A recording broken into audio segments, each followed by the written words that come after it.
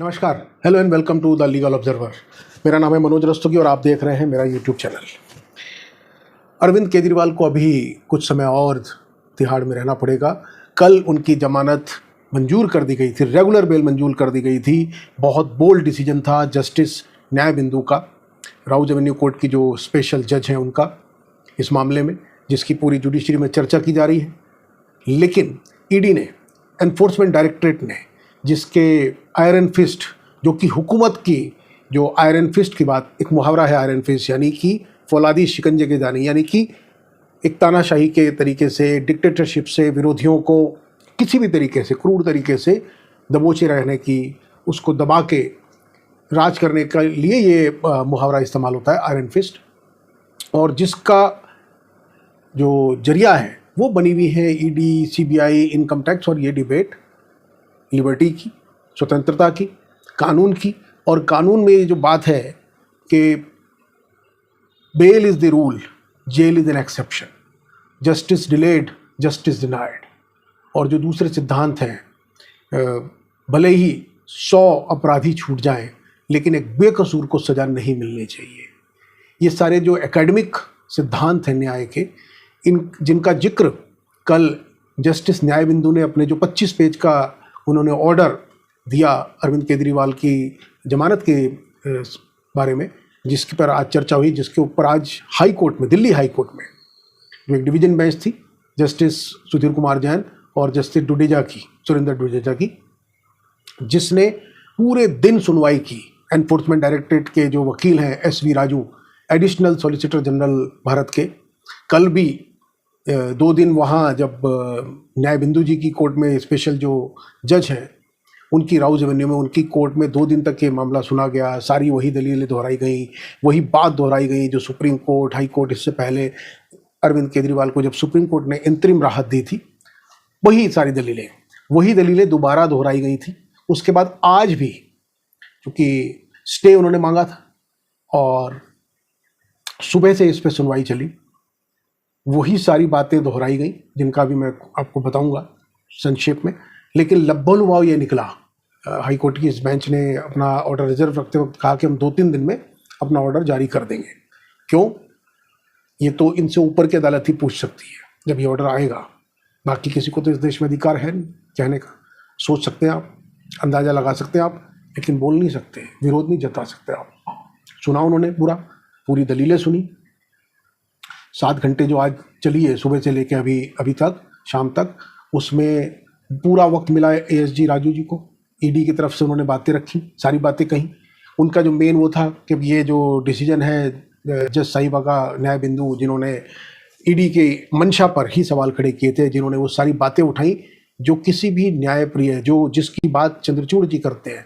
न्यायबिंदु जी ने अपने जजमेंट में चंद्रचूड़ जी के उन भाषणों का, उन बातों का हवाला दिया था। सीबीआई की कॉन्फ्रेंस में जो चंद्रचूड़ जी ने कहा, लगातार चंद्रचूड़ जी लगातार ये बात उठाते रहे हैं कि ट्रायल कोर्ट को बेल के मामलों में डिसीजन लेना चाहिए, आगे बढ़ के लेना चाहिए, जो बात सही है, संवैधानिक प्रिंसिपल्स को ऊपर उठाते हुए, और उस दृष्टिकोण से उनको बेल पर डिसीजन लेना चाहिए। उन्होंने बात कही थी और उन्होंने इस बात की हौसला अफजाई की हमेशा कि ट्रायल कोर्ट डरे ना, वो आगे बढ़कर न्याय के हित में, संवैधानिक सिद्धांतों के अनुरूप बेल पर फैसले लें, ताकि जो हायर जुडिशरी के ऊपर जो बर्डन है वो कम किया जा सके। तो न्यायबिंदु जी ने उसका हवाला दिया, सुप्रीम कोर्ट की उन सारी बातों का हवाला दिया, चंद्रचूड़ जी का हवाला दिया। केजरीवाल के मामले में जब उनको अंतरिम राहत मिली तो उस समय चंद्रचूड़ जी ने, मतलब सुप्रीम कोर्ट ने जो बातें कही, उसका भी हवाला दिया। और साथ उन्होंने बताया कि ईडी के पास ऐसा कुछ नहीं है, ईडी अभी तक ऐसी कोई चीज़ सामने नहीं रख पाई है। उन्होंने इस बात को भी कहा। और एक बड़ी बात जो ईडी ने कही, ये जानना बहुत ज़रूरी है, ईडी ने अपने बचाव में जब ये दलीलें दे रहे थे, विक्रम चौधरी केजरीवाल की तरफ से जो वकील हैं, उससे पहले अभिषेक मनु सिंघवी ने भी वर्चुअल हियरिंग से बात कही थी, और ये बात कही गई थी केजरीवाल के बचाव में कि जितने भी गवाह हैं जिनका जिक्र किया जा रहा है कि उन्होंने अपने स्टेटमेंट में नाम लिया है कथित रूप से केजरीवाल जी का, 100 करोड़ की रिश्वत, हयात होटल में रुकना, बार बार सुन के लोग जो हैं याद कर चुके हैं चीज़ें। तो और उसमें ये भी था कि जो प्रलोभन दिया गया, जिस मंगुट्टा रेड्डी के बयान का जिक्र किया जा रहा है, उससे पहले 9 बयानों में कभी कोई जिक्र नहीं किया। उसके बाद उसका बेटा जब गिरफ्तार हुआ, फिर उसकी आत्महत्या वाली कहानी हुई, फिर उसको जमानत मिलती है, और उसके बाद के बयान में कथित तौर पर वो केजरीवाल का नाम लेते हैं कि उन्होंने लिकर पॉलिसी में उसके एवज में कॉम्प्रोमाइज़ करने के एवज में 100 करोड़ रुपए की रिश्वत मांगी, और उसका इस्तेमाल गोवा के इलेक्शन में हुआ, कैसे दिया गया आंगड़िए से और ये सब। तो जब केजरीवाल जी के वकील ने ये बात कही कि प्रलोभन दिया गया, उनको गाजर लटकाई गई, तो ईडी के जो वकील साहब हैं, जो ईडी को रिप्रेजेंट कर रहे हैं एएस राजू जी ने, उन्होंने जो बात कही थी उसका बड़ा तफसील से जिक्र है इस जजमेंट में, न्यायबिंदु जी के, मैडम न्यायबिंदु जी के जजमेंट में। क्योंकि जो राजू साहब है उनका कहना था कि इन्वेस्टिगेशन एक आर्ट है, साइंस नहीं है। मतलब साइंस होती, ये बताना जरूरी है, तो उसके सिद्धांत होते हैं, तयशुदा सिद्धांत होते हैं। A+B=AB²। मोदी जी वाला AB² है तो फिर तो ठीक ही है। वैसे जो साइंस के सिद्धांत होते हैं उनका फॉर्मूला फिक्स होता है, इतना ये है, इतना ये, तो ये निकलेगा, उसमें कोई चेंज नहीं हो सकता। तो कानून तो उसी तरीके से। लेकिन इन्होंने कहा कि नहीं साहब, ये आर्ट है। आर्ट यानी कला, यानी कलाकारी। तो कला में इस बात की स्वतंत्रता होती है। उन्होंने इस मेटाफर का, इस मुहावरे का इस्तेमाल करके बहुत ही मतलब दिलचस्प तरीके से, बड़े ही बिल्कुल वैसी है ये जैसे बायोलॉजिकल वाला मामला है ना हमारे, उसी परंपरा का ये, उसी परंपरा की दलील है ये कि इन्वेस्टिगेशन इज एन आर्ट। और उस आर्ट के तहत आर्टिस्ट को, यानी आर्टिस्ट कौन हुआ, ईडी, एनफोर्समेंट डायरेक्टरेट, तो उसको इस बात का हक है कि वो प्रलोभन का, लालच का, दबाव का, प्रभाव का इस्तेमाल इन्वेस्टिगेशन को कंक्लूड करने में, नतीजे निकालने में इस्तेमाल कर सकती है। लिहाजा जो अप्रूवर को जो भी बेनिफिट दिए गए या प्रलोभन दिया गया, वो उस कला का एक हिस्सा है। ये उन्होंने एनोलॉजी दी। तो उसी का जिक्र करते हुए न्यायबिंदु जी ने कहा था कि यदि ये दलील मान ली जाए, जो इन जज साहिबा ने नहीं मानी, उनका कहना है कि न्याय के सिद्धांत के हिसाब से ये बात वाजिब नहीं है। उन्होंने इसे गैर वाजिब मानते हुए कहा कि यदि इस सिद्धांत को, इस बात को, इस दलील को स्वीकार कर लिया जाएगा, तो फिर तो किसी को भी गिरफ्तार करके उसको डाल दिया जाए अंदर, और कार्रवाई के नाम पे, जांच के नाम पर कलात्मकता की कलाकारी, जो जिस कलाकारी का जिक्र ईडी के वकील साहब कर रहे हैं, एस राजू साहब, जो एडिशनल सॉलिसिटर जनरल है SV राजू, तो फिर तो उसको जस्टिफाई कर दिया जाए, वो तो उचित ठहरा दिया जाएगा। तो उन्होंने इसका हवाला दिया कि ऐसे तो फिर एक अंतहीन प्रक्रिया शुरू हो जाएगी कि किसी को भी गिरफ्तार कर लो, और तफ्तीश के नाम पर जो भी मटेरियल आपके काम का है, अभियुक्त के जो काम का है, उसे तो आपको बताना ही नहीं है, रिकॉर्ड पे लाना ही नहीं है। और PMLA के मामले में तो ये उस पर हो जाएगी। ये ऑनस, ये जिम्मेदारी अभियुक्त की है कि वो अपने को बेगुनाह साबित करे। लेकिन बेगुनाह साबित करने के लिए क्या बयान है, क्या आरोप लगाए गए हैं, क्या गवाहियां हैं, क्या दस्तावेज हैं, वो उसे बताया नहीं जाएगा, क्योंकि PMLA का कानून यही है। और सेक्शन 45 की जो बात उठ रही है कि ट्विन कंडीशन, उसके उस पर अंतहीन जांच जारी रहेगी, कि अभी तो जांच चल रही है, 2.25 साल 3 साल, और उस बिना पर आप रखे रहिए। बाद में आप जो है, अगर वो जब मामले की सुनवाई पूरी होगी, यहाँ तो मामले की अभी कोई शुरू ही नहीं हुई है, तो जब पूरी होगी बाद में, तब अगर वो निर्दोष भी हो पाया गया तो क्या वापिस होगा, उसका जो गया वो तो गया। इसी बात को उन्होंने कहा कि बेल इस मामले में दी जानी जरूरी है, वरना बाद में जब मामले की सुनवाई मुकम्मल होगी, उस समय यदि पता चलेगा तो क्या वापस लेगा आदमी, कैसे उसको रिवर्स करेंगे। तो उन्होंने उस दलील को, ईडी की उस बात को सारी सिलसिलेवार समझा, और उसके हिसाब से उन्होंने बात कही। कई उन्होंने वो भी कोट किए थे न्यायबिंदु जी ने, जिसको एक बोल्ड डिसीजन, एक बोल्ड जजमेंट माना जा रहा था निचली अदालत का। और उसकी जैसी बात चंद्रचूड़ जी करते रहे हैं, या हायर जुडिशरी के लोग करते रहे हैं, कि नीचे के अदालतों को यदि हम मजबूत करेंगे, ये मौका देंगे कि वो अपने डिस्क्रिएशन का इस्तेमाल करें। उन्होंने जो उनके पास डिस्क्रिएशन है बेल का, उसका उन्होंने इस्तेमाल किया और उसको उन्होंने जमानत दी।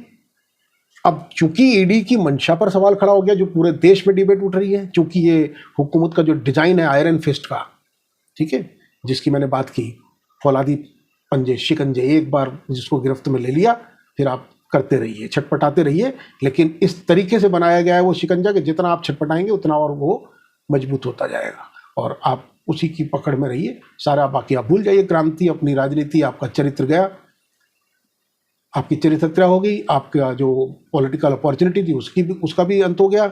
समय सबसे महत्वपूर्ण है, चुनाव बीच में आ रहे हैं, आपकी पूरी इमेज का और मंसूबे पूरे हो। तो उसी के खिलाफ तो ये बात थी। तो उस 25 पेज के जजमेंट में उसे इंटरनेट पे अवेलेबल है, उसे पढ़ें, देखें, समझें, यदि आपकी रुचि है ये जानने में कि लोकतंत्र को किस तरह के खतरे हैं, ताकि एक जागरूक नागरिक के तौर पर, एक प्रहरी के तौर पर लोकतंत्र के जो हमारी आपकी जिम्मेदारी है, क्योंकि ये किसी के साथ भी हो सकता है, ये किसी के साथ भी हो सकता है। ऐसा नहीं है कि सिर्फ अरविंद केजरीवाल के साथ हो रहा है क्योंकि वो राजनीति में है। उसको मंसूबों को पूरा करने के लिए आम आदमी भी, जो भी सच बोलेगा, जो भी कहीं फंसेगा, वो जीएसटी के मामले में देख लीजिए आप, जीएसटी के मामलों में किस तरह की बात की गई। जो डॉक्टर ने, मेदांता अस्पताल के डॉक्टरों ने इलाज किया था, उन्हें बुला लिया ईडी वालों ने, और उसको दिल्ली की ही कोर्ट ने फिर बताया कि किस तरीके से उन शक्तियों का, जो दी गई थी किसी दूसरे मकसद से, नारकोटिक्स के लिए, स्मगलिंग के लिए, आर्म्स की उसके लिए बनाए हुए कानून थे, कि उसके तहत जो अपराधी, पेशेवर अपराधी, गिरोहबद्ध, ऑर्गेनाइज क्राइम वाले जो लोग हैं, उन पर अंकुश लगाने के लिए, उनमें भय पैदा करने के लिए, उनके लिए सृजन किया गया था, उनके लिए बनाए गए कानून थे। लेकिन इस्तेमाल कैसे हो रहे हैं? और ये बहस में अगर आप सुनेंगे, जो फिर आज हाईकोर्ट में पहुंची बहस, जिसमें एएस राजू साहब ने बड़ा विक्टिमाइजेशन का वो दिया, उन्होंने बड़ा सिर को राम मचा दिया, जैसा वो हमेशा करते कि सुनाई नहीं दिया गया, हमारी बात सुनी नहीं गई, हमें टाइम नहीं दिया गया, हमें अनदेखी कर दी गई, वो सारा सेम रिपीट जो पहले था उसे उठा के आप देख सकते हैं। लगभग एक जैसी ही बात आपको दिखाई देगी। स्वाभाविक भी है, उनका काम है, उन्हें बनाया गया है एडिशनल सॉलिसिटर जनरल, उन्हें हुकूमत ने, सियासत ने एक असाइनमेंट दिया है, उनकी जो लॉयल्टी है वो कहीं और है, तो जहां उनकी लॉयल्टी है उसके हिसाब से तो वो वाजिब काम कर रहे हैं। भाई अपने मालिक का हुक्म बजाना तो सही बात है ना, तो स्वामी भक्ति है, तो वो तो हुकूमत के साथ ही काम करेंगे। यहाँ न्यायप्रियता के उसकी गुंजाइश ही नहीं है उनके कॉन्टेक्स्ट में। तो जो अभिषेक मनु सिंघवी ने बहुत शार्प तरीके से, जिसको एक धुरंधर वकील कहते हैं ना, अभिषेक मनु सिंघवी जी के लिए अगर ये बात कही जाती है तो उसकी बानगी आपको मिलेगी उस बहस में, वो भी अवेलेबल है इंटरनेट पे उसकी पूरी डिटेल, क्योंकि 7 घंटे चली कार्रवाई है। विक्रम चौधरी जो केजरीवाल जी को रिप्रेजेंट कर रहे थे, उनकी दलीलें हैं, एसवी राजू की वो पूरी की पूरी कहानी है कि कान पक गए सुन सुन के, वो सारी बातें रट गई हैं लोगों को, वही सारे किरदार, वही सारी बातें, ठीक है। वो सारी सारांश में उसका लब्बो लुबा वही था कि छोड़ना नहीं है। और वो मैडम जो न्यायबंधु हैं, उन्होंने गलत जजमेंट दिया है, परवेसिव शब्द उन्होंने इस्तेमाल किया कि ये जजमेंट परवेसिव है और ये गलत है, विकृत है, जो एक्सपेक्टेड लोगों का नजरिया है आम, उससे बिल्कुल विपरीत है, 360 डिग्री विपरीत है। तो इस पर उन्होंने पूरी बात कही और उन्होंने कहा कि साहब देखिए, इसमें सेक्शन 45 पीएमएलए की जो है उसके जुरिडिक्शन को इसमें नहीं लिया गया है नज़र में बेल देने के लिए, जो कि गलत है। उन्होंने कहा ही नहीं न्यायबिंदु ने कि ये पीएमएलए की धारा 45 के तहत इन पर ये गिल्टी नहीं दिखाई देते हैं। तो अब बात यह है कि बेल और ट्रायल दोनों अलग अलग चीज़ें हैं। इधर वाले आदमी ने भी कहा, जो इधर से दलील दे रहे थे अभिषेक मनु सिंघवी और उन्होंने, कि भाई आप स्टे की जब बात करते हैं, स्टे बेल दे दी गई है, उनको जमानत दे दी गई है, आपके पास ये अधिकार तो है अदालत के पास कि उसको खारिज कर दें, यानी बेल कैंसिल कर दें। उसका आपके पास नजरिया है, आपके पास अख्तियार है, आपके पास अथॉरिटी है, आपका दृष्टिकोण अलग हो सकता है, आपका देखने का नजरिया अलग हो सकता है। जो जज साहिबा स्पेशल जज हैं, उन्होंने बिल्कुल ठीक किया है, उन्होंने पूरी बातें ली हैं। जो इनकी शिकायत है कि इनकी बातें सुनी गई, तो देखिए साहब ये पूरा इनकी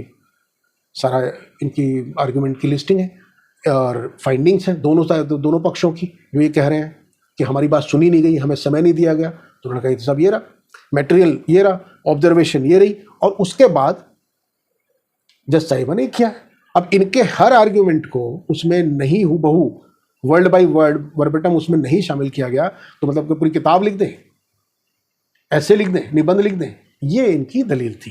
लेकिन जो शार्प दलील थी, उन्होंने कहा कि जो राजू साहब कह रहे हैं कि हाई कोर्ट में कावेरी, जो स्वर्णकांता शर्मा जी की जो बेंच थी, सिंगल बेंच हाई कोर्ट की, दिल्ली हाई कोर्ट की, उसने जब ये माना था केजरीवाल जी के मामले में पहले, वो जो मामला था वो था केजरीवाल ने अपनी गिरफ्तारी को और न्यायिक हिरासत को अवैध बताया था, उन्होंने बेल नहीं मांगी थी, ठीक है।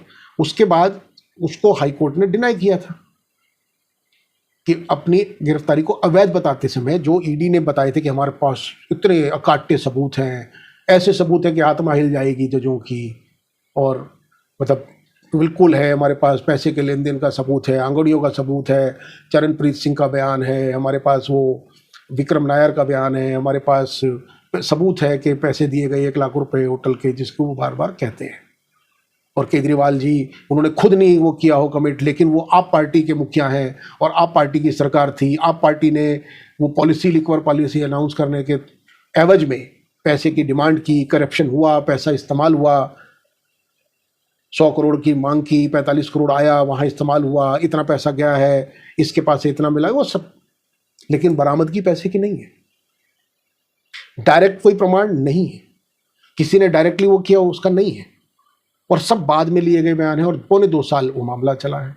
तो ये सारे तथ्य जो अभी ऑलरेडी डिबेट में है, जिसकी बात संजीव खन्ना और संजीव दत्ता साहब की बेंच ने की थी सुप्रीम कोर्ट में, जब उन्होंने केजरीवाल जी को अंतरिम राहत दी थी इलेक्शन प्रचार की, और उस पर अभी ऑर्डर रिजर्व है कि उनकी गिरफ्तारी अवैध थी या नहीं थी। तो सिंघवी साहब ने कहा कि अगर वो डिसाइड हो जाएगा जुलाई में, जब वो देंगे जजमेंट, तो वो लास्ट वर्ड, यानी कि उस पर फाइनल वर्डिक्ट किसका आएगा? सुप्रीम कोर्ट का।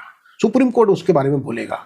तो सुप्रीम कोर्ट बोलेगा तो ये जो न्याय बिंदु जी ने जो फैसला किया है, उसे स्वर्णकांता शर्मा जी की जो ऑब्जर्वेशन थी उसके खिलाफ कैसे देखा जा सकता है? स्वर्णकांता शर्मा जी का तो लास्ट वर्ड नहीं हुआ ना, वो तो हाई कोर्ट है, वो तो फाइनल वर्ड नहीं है, वो तो सुप्रीम कोर्ट का होगा अगर उस बारे में कोई भी बात आएगी। वो तो सुप्रीम कोर्ट का होगा जब उसके बारे में कोई बात आएगी। तो उसको कैसे इसके साथ कोरिलेट कर सकते हैं? दलील इनकी ये थी कि हाई कोर्ट ने माना है कि अरविंद केजरीवाल जी की गिरफ्तारी और जुडिशियल कस्टडी के लिए पर्याप्त सफिशिएंट सबूत हैं, जो ईडी की दलील को उन्होंने एक्सेप्ट किया था, जायज ठहराया था, मान लिया था। ये स्वर्णकांता शर्मा जी की ऑब्जर्वेशन थी ऑर्डर में। उसके अगेंस्ट ये लोग गए थे सुप्रीम कोर्ट, और वहां सुप्रीम कोर्ट ने कहा कि इतने कम समय में इतनी बातें, इतनी दलीलें मेरिट पे अगर सुनेंगे तो तब तक तो टाइम गुजर जाएगा। तो जो उनका नुकसान होना था इरिवर्सिबल केजरीवाल का, क्योंकि वो आप पार्टी के राष्ट्रीय संयोजक हैं, जनरल इलेक्शन है, उनकी पार्टी एक राष्ट्रीय पार्टी बन चुकी है, कई राज्यों में चुनाव लड़ रही है, उसके दृष्टिगत उन्हें उससे महरूम रखना न्याय के खिलाफ होगा। ये सुप्रीम अदालत ने माना था, इसलिए उन्होंने कहा कि हम इन्हें अंतरिम राहत इलेक्शन प्रचार की दे रहे हैं, और एक उसकी अवधि निर्धारित कर दी थी। उस अवधि के बाद उन्होंने सरेंडर कर दिया। तो इस बात को उन्होंने यहाँ काटा कि पहले तो आप ये बिल्कुल क्लियर कर लीजिए, ये जो राजू साहब की पूरी बात है वो बात ही निराधार है। और दूसरी बात उन्होंने की कि जज साहिबा ने जो जजमेंट दिया है वो उनके हिसाब से पूरा मुकम्मल जजमेंट है। उसका जो डिस्क्रिशन है ट्रायल कोर्ट के पास बेल देने का, उसका उन्होंने अधिकार इस्तेमाल किया, क्योंकि सुप्रीम कोर्ट ने कहा खुद कि इस बीच अरविंद केजरीवाल जी चाहें तो रेगुलर बेल के लिए कॉम्पिटेंट कोर्ट, निचली अदालत के पास जा सकते हैं। तो उन्होंने ये बात बहुत बारीकी से निकाली और खत्म कर दी दलील को कि अगर सुप्रीम कोर्ट को ऐसा लगता कि प्रीमाइसी नहीं है तो वो लिबर्टी क्यों देते? लिबर्टी दी इसलिए गई ना कि रेगुलर कोर्ट के पास आप जाके रेगुलर बेल के लिए जो कॉम्पिटेंट कोर्ट है उसके पास जाइए। वही उन्होंने बाद में किया, और उस कोर्ट ने ये एग्जामिन करने के बाद पाया कि इसमें पूरी तरह से गुंजाइश है। और न केवल ये कहा, उन्होंने ये कहा जिसपे ईडी की सारी प्रतिष्ठा खत्म हो रही है, पहले ही उतर चुकी है। संजय सिंह के मामले में उतर गई, तोते उड़ गए थे जब सुप्रीम कोर्ट ने कहा कि जाके पूछाओ आप अपने क्लाइंट से। क्लाइंट कौन है? Enforcement director. उन्होंने कहा जाके क्लाइंट से आप डायरेक्शन ले आओ, हम अगर कुछ लिख देंगे तो फिर बहुत मुश्किल हो जाएगा। तो पूरे देश को तो पता चल ही गया ना हुआ क्या। और फिर उसके बाद दोबारा जब गया तो सुप्रीम कोर्ट ने फिर कहा, और इस बार तो बेंच भी कौन सी थी? कोई चंद्रचूड़ जी की तो बेंच थी नहीं, ये तो बेंच भी संजीव खन्ना और दत्ता जी वाली बेंच थी। ठीक है, तो इस बेंच ने ये बात अगर कही 2-3 दिन, और वहां भी इनकी यही थी कि इतना समय नहीं दिया, इतना समय दिया, खींच के इन्होंने उसको 3 हफ्ते पहुंचाया। एसवी राजू साहब ने पूरी टैक्टिक्स आपको समझ में आई रही कि डिले कर दो, लटका दो, आगे पहुंचा दो, ताकि, क्योंकि लड़ाई तो परसेप्शन की है, लड़ाई तो स्वामी भक्ति की है। आका को क्या जवाब देंगे? आका का नुकसान तो वैसे ही हो गया है। अब एक के बाद एक खुल रही है। स्वेटर की तरह उधड़ रही हैं चीज़ें खट खट खट खट। तो ईडी का जो पूरा शिकंजा है, जो पूरा डिज़ाइन है, और अब तो नया मेटाफर आया ना, कलाकारी, गिरफ्तारी की कलाकारी, राजनीतिक विरोधियों को या जिनको भी समझाना हो कि हुकूमत से लड़ने की कोशिश, हुकूमत के सामने खड़े होने की जरूरत, हुकूमत को आंख दिखाने की जरूरत, सवाल पूछने की जरूरत, तो ये जानना जरूरी है। बाकी अब 2-3 दिन का इंतज़ार कीजिए कि ये जो जस्टिस हाई कोर्ट के जो डिवीज़न बेंच के दोनों जज साहब हैं, इन लोगों ने जो कहा है कि 2-3 दिन में वो अपने रिज़र्व ऑर्डर को जारी करेंगे, और तब तक जो स्पेशल कोर्ट का जमानत का ऑर्डर है उस पर रोक रहेगी। तो दूसरे साफ साफ शब्दों में तब तक केजरीवाल साहब बाहर नहीं आएंगे। और अब इसमें अगर नहीं देते हैं तो फिर इसकी अपील सुप्रीम कोर्ट जाएगी। वो 8 जुलाई से पहले वेकेशन बेंच के सामने जाएंगे, तो भी 8 जुलाई, उसमें भी अब ज़्यादा दिन नहीं है। तो इस वीडियो में इतना ही, और बने रहिए लीगल ऑब्जर्वर के साथ। जो भी इसमें अगला अपडेट होगा हम आपको सूचित करेंगे। आपकी क्या राय है इस पूरे मामले पर, उससे हमें अवगत कराइए। हमारी वीडियोस को सब्सक्राइब करें, लाइक करें, शेयर करें, सपोर्ट करें। नमस्कार।